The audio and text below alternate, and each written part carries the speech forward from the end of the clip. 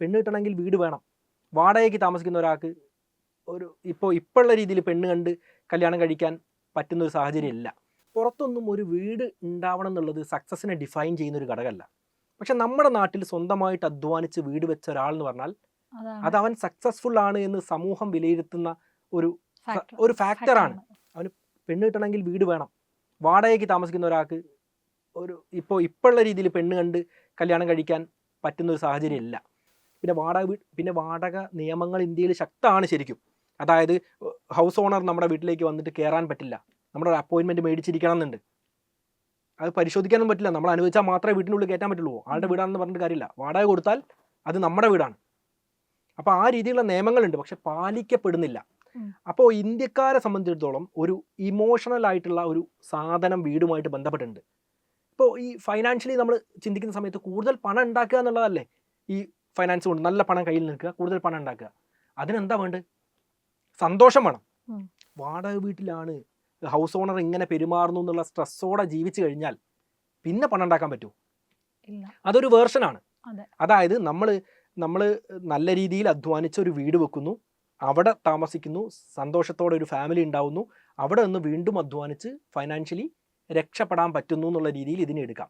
രണ്ടാമത്തെ ഒരു വേർഷനിൽ ഇപ്പോൾ നമ്മൾ വീട് എങ്ങനെയാണ് കേരളത്തിൽ ബഹുഭൂരിപക്ഷം ആളുകൾ വെക്കുന്നത്? ലോൺ എടുത്തിട്ടാണ്, അല്ലാതെ വീട് വെക്കില്ലല്ലോ. ലോൺ എടുത്തിട്ടാണ് വീട് വെക്കുന്നത്. അപ്പോൾ ലോൺ അടച്ചില്ലെങ്കിൽ എന്താ പറ്റുക? ആരാ വീട്ടിൽ നിന്ന് നമ്മളെ ഇറക്കി വിടുക? ബാങ്കുകാർ. കാരണം ഇതല്ലേ ഈട്, ബാങ്കുകാർ ഇറക്കി വിടും. അപ്പം നമ്മളെ വീടാണോ? അത് ആരെ വീടാ? ബാങ്കിന്റെ വീടാ. ആരാ വാടക കൊടുക്കുന്നത്? നമ്മൾ ബാങ്കിന് EMI കൊടുക്കുകയല്ല, ശരിക്കും വാടക കൊടുക്കുന്ന പോലെയാണ്. ശരിക്കും അങ്ങനെയും ചിന്തിക്കുക അതിനെ. മനസ്സിലായില്ലേ? അപ്പോൾ നമ്മൾ ശ്രദ്ധിക്കേണ്ടത്, നമുക്ക് ഫൈനാൻഷ്യലി നമ്മൾ ഓക്കെ ആവുന്ന ഒരു സാഹചര്യത്തിൽ വീടിനെ പറ്റി ചിന്തിക്കുക. അതായത് വീട് കുറച്ച് വൈകിപ്പിച്ചെടുത്താൽ നല്ലതാണെന്നുള്ള രീതിയിൽ ഇതിനെ പറയാം. അല്ലല്ല, പണം പൂർണ്ണമായിട്ട് ലോൺ എടുത്ത് വീട് വെക്കുന്നതിൽ പ്രശ്നമൊന്നുമില്ല, അങ്ങനെ തന്നെ വെക്കാൻ പറ്റുള്ളൂ. പക്ഷേ ലോൺ എടുത്ത പണമാണെങ്കിൽ അതിന്റെ 2-2.5 ഇരട്ടിയാണ് നമ്മൾ തിരിച്ചടയ്ക്കുന്നത്. ഈ പറഞ്ഞതുപോലെ 20-30 വർഷത്തേക്കുള്ള മനസമാധാനം പോവുന്നു എന്ന് പറയുന്ന ഒരു ഘടകമുണ്ട്. നമ്മൾ മനസമാധാനത്തിന് വേണ്ടിയാണ് വീട് വെക്കുന്നത്. വാടക പ്രശ്നം, വാടക ഓണറുമായിട്ടുള്ള പ്രശ്നമൊക്കെ ഇല്ലാണ്ടാക്കാനാണ്. പക്ഷെ ഇതേ പ്രശ്നം ഓണറിന് പകരം ബാങ്ക് ആണെങ്കിലോ? പ്രശ്നത്തിന്റെ പേര് മാറിയെന്നേ ഉള്ളൂ, സമാധാനം സെയിം ആയിട്ട് നിൽക്കുന്നു. ഇത് അടച്ചു തീരുന്ന സമയത്ത് വീട് ആളുടേതാവും. 20-30 വർഷം കൊണ്ട് വീട് ആളുടേതാവും. പക്ഷെ അത്രയും വർഷമുള്ള ഒരു ടെൻഷൻ ഉണ്ട്. വാടക മുടങ്ങാൻ പാടില്ല. ഒരു സ്വന്തമായിട്ടൊരു ബിസിനസ് ട്രൈ ചെയ്ത് നോക്കാനുള്ള ധൈര്യമല്ല.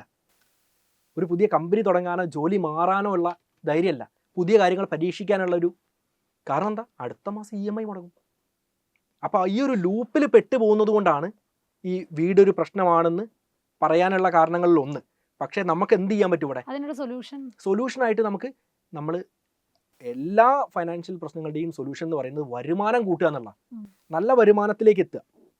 നല്ല വരുമാനത്തിലേക്ക് എത്തി കുറച്ച് പണം നമുക്ക് നല്ല രീതിയിൽ ഉണ്ടാക്കാൻ പറ്റി, നമുക്ക് നല്ല വരവുണ്ട്. അപ്പം നമ്മുടെ EMI ഒരു 30% താഴെയൊക്കെ നിൽക്കുന്നുണ്ടെങ്കിൽ ധൈര്യമായിട്ട് വീട് വെക്കാം, അങ്ങനെ എടുക്കാം.